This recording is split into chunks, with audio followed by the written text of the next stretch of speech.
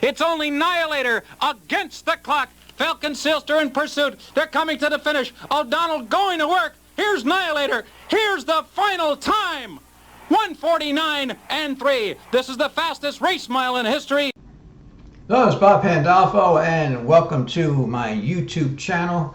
We're going to look over some horses to watch from last weekend, Friday and Saturday, April 7th and April 8th at the Meadowlands. So we're going to go to Friday night, and in the first race, I thought this horse raced well. This was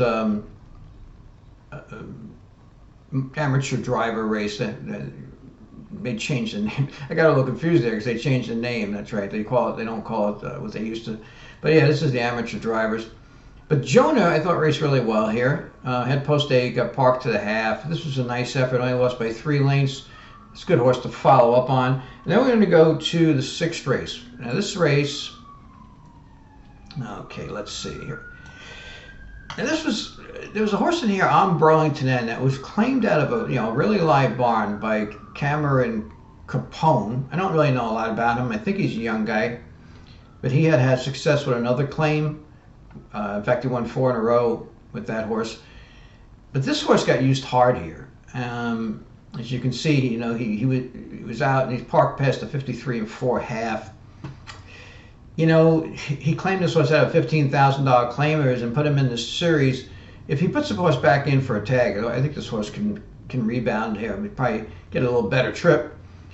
Ladyford $GB, the Burke horse here, was used leaving and then got kind of caught in traffic. By the time he got out, it was just too late.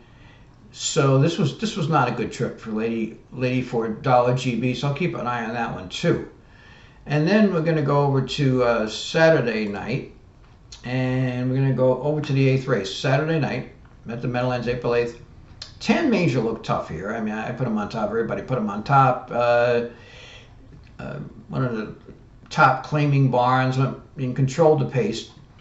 Good Rockin, who's a horse that's quite capable when he's right, didn't have really great cover here. Made a nice wide rally and really was coming on late. So good effort by Good Rockin. If they keep him in this type of claiming handicap, he should be continue to race well. Then we can go to race number 9. Now in this race, my pal Joe stepped up in class and came through. This was a good field though, so you got to give him credit. Bettors Donttell, I thought would race a little better here, but something, he raced pretty good, and he's still, I think he only had a couple of starts, off the layoff. So, I mean, this is a fast horse, Bettors Donttell, and he made 2 moves here. The race was pretty fast, 1:49 and 1. He's probably going to be tough to beat next time out. Now, the horse that was making his U.S. debut, Uncle Shank A, he had qualified nicely, especially the second time. He got used pretty hard. You see, he's only 2 lengths back at the quarter. Then he brushes to the lead. He was involved in the pace, and he led into the stretch, and he tired.